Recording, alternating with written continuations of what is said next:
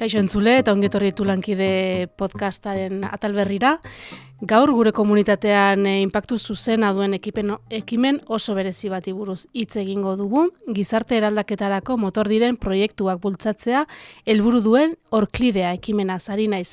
Eta aurten gainera 2. edizioa du. Honen guztiaren inguruan sakontzeko gurekin dugu Ruben González, Orkliko Kontseilu Errektoreko kidea da eta Orklidea proiektuaren kudeatzailea. Egunon, Ruben. Egunon eta mi esker gonbidapenagatik. Egunon esan dut, baina podcasta denez, izan leike arratsaldeon egunon edo dana alakoa hasteko. Entzule guztiek argi izan dezaten, zer da zehazki Orklidea? Orklidea da, Orklik iaz martxan jarri zon IPDK laguntza lerro berri bat, badu aurretik inspirazio puntu bat Fagorren herrigintza proiektu hortan, eta baditu zenbait helburu. Helburu nagusi bezala nolabait ere nahi duguna da kanpon sortzen dugun inpaktu hori gurera ekarri, fabrikara ekarri. Zatik notatzen dugu elkartetan sortzen dugula inpaktu hori rekonozitu eta handia izaten da, baino kapa konkretu baten gelditzen da. Eta ez dugu nolabait bazkidengo guztine zabaltzen. Orduan, gauzak desberdineinaz eta diru kopuru esanguratsu bat eskainiaz, nahi dugu nolabait ere bi inpaktu horiek berdindu. Hori da helburu filosofiko bat esan dezagun, helburu zeroa daukana. Eta gero, pixka bat Orklidea hitza bera zatituta, hitz hontan esan behar dugu pixka bat lagundu zigula Oiana Iguaran Barandiaran bersolarik, nolabait ere gu gaia jarri genion, eta berak hitza bueltatu zigun, Orklidea Orkli presente dago, gurea da, gure IPDK, gure funtsetatik ateratzen da, eta badago idea hitz bat ere bai, eta gero bere osotasunen Orklidea kontzeptu bat, ezta? Nahi dugu ernatu zerbait loreztatzeko, ezta?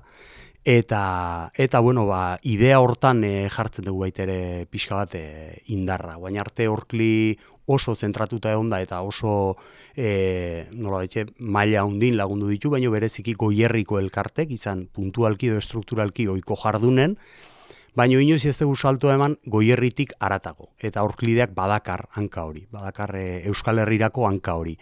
Euskal Herrira zabaltzekea beraz, eta bilatzen duguna idea horrekin die proiektuk. Gauza konkretuk, ekimen batzuk, hasiera data eta amaiera data dauzkaten, ekimen batzuk Orklirekin zerikusi izango dutenak, eta hortarako Orklidea bera dauka prozesu konkretu bat, nun gizarte eraldatzaile batzorde bat osatzen dugun, bereziki, eta era majoritarioan gizarte kontseiluko kidek parte hartzen dutena, baina bagaude errektorea, zuzendaritza batzordea ere sartzen dugu, eta gero uzten ditugu aulki batzuk bolondreseran edo aurkeztu nahi danantzako.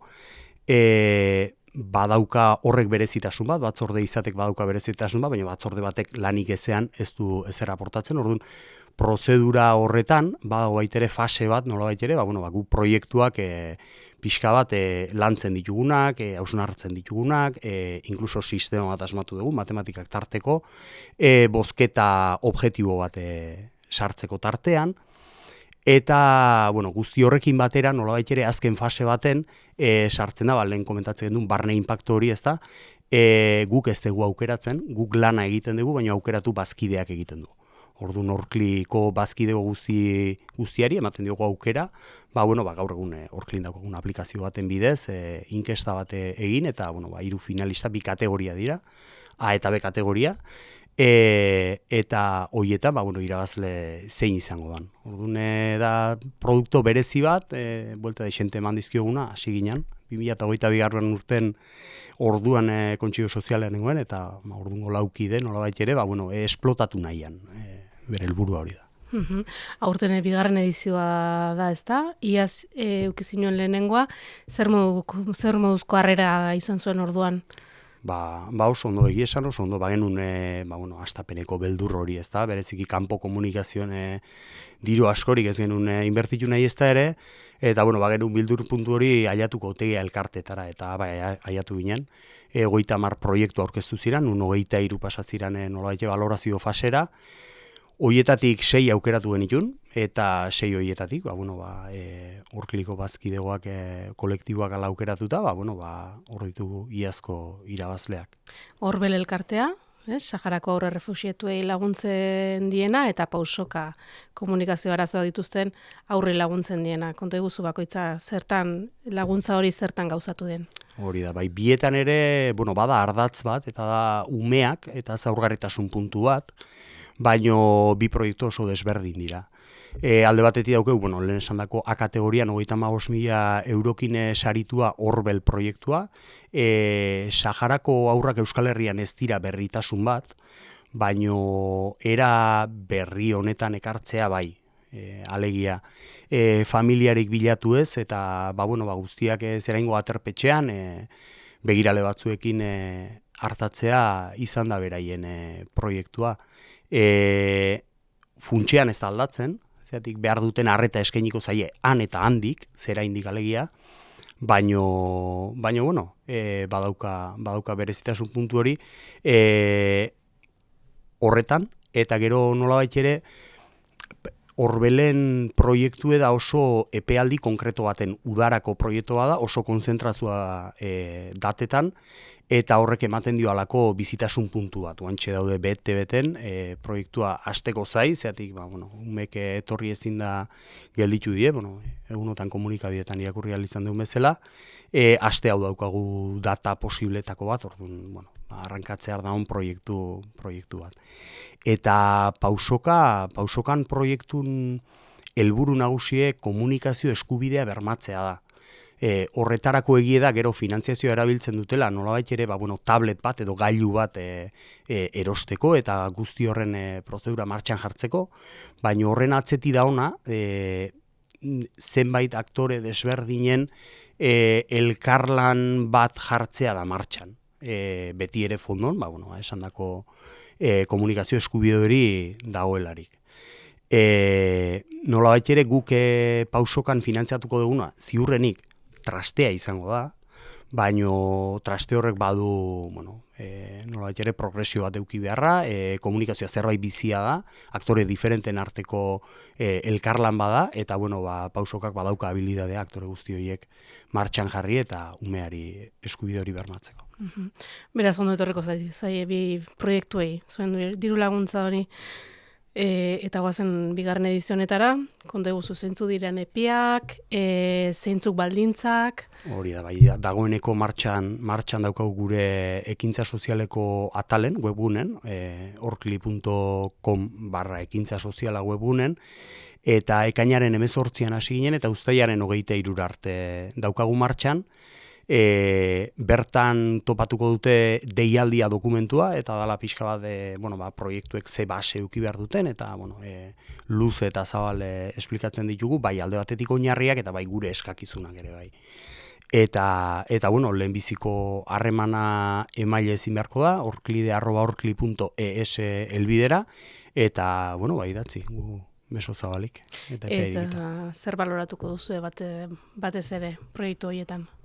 Lehen esan bezala prozedura puntu hartan, balorazio objektiboa aipatzen gendun, eta honetan ez dugu ezer asmatu. Aurretik Orklik bazituen lanildo konkreto batzuk, gizartean eragin nahi zituen lanildo konkreto batzuk, eta horiek mantentzen ditugu. Lehenengo ediziotik bigarren gora, akzio plan bat martxan jarri genuen baita ere hobekuntza plan bat, eta izan da lanildo hauek ikutu gabe, nolabait ordenatzea, bi galderan ingurun, ezta? Zer egiten du elkarteak eta nola egiten du.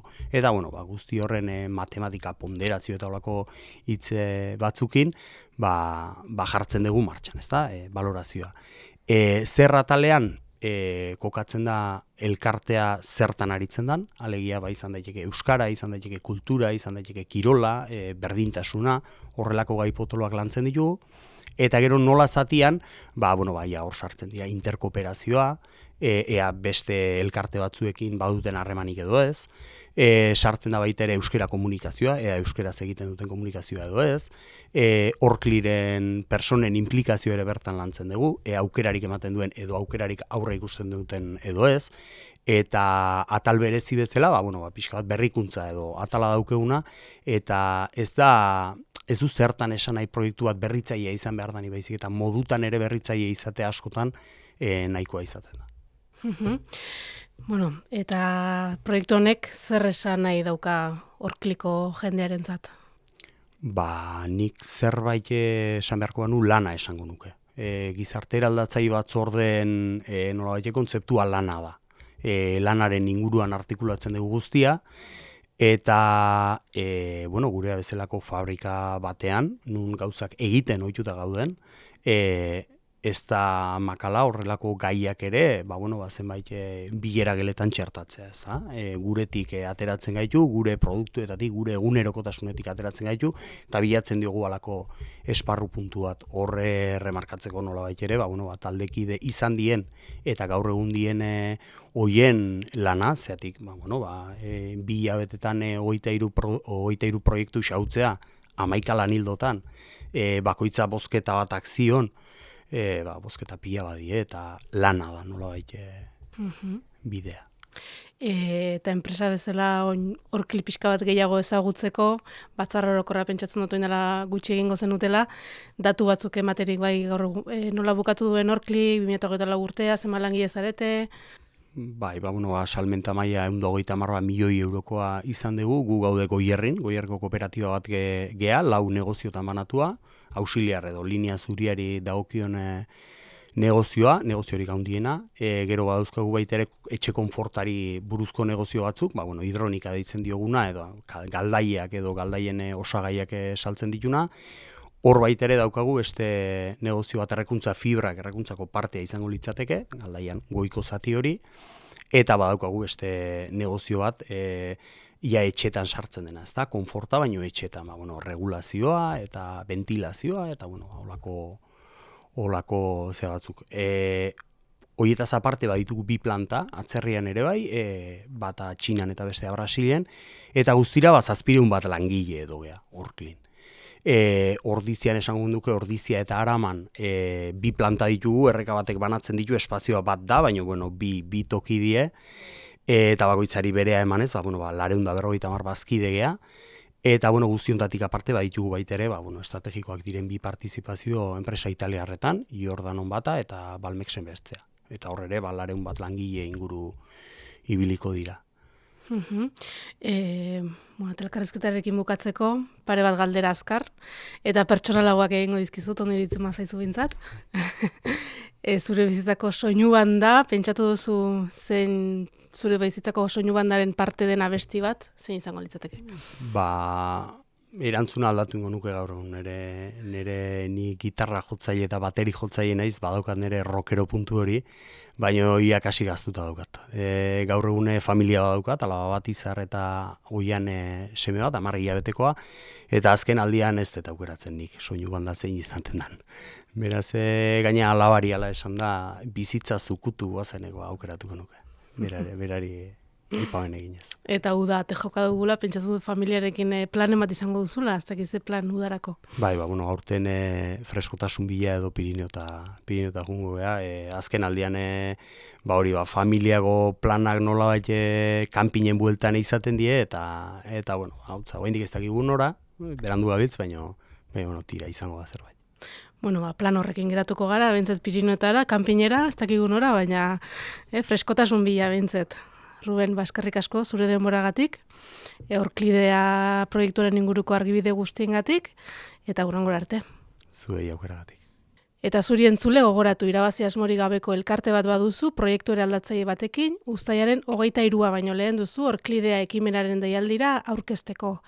Informazio guztia Orkliren webgunean topatuko duzu. Guk hemen utziko dugu gaurkoz, hurrengo saiora arte, ondo izan.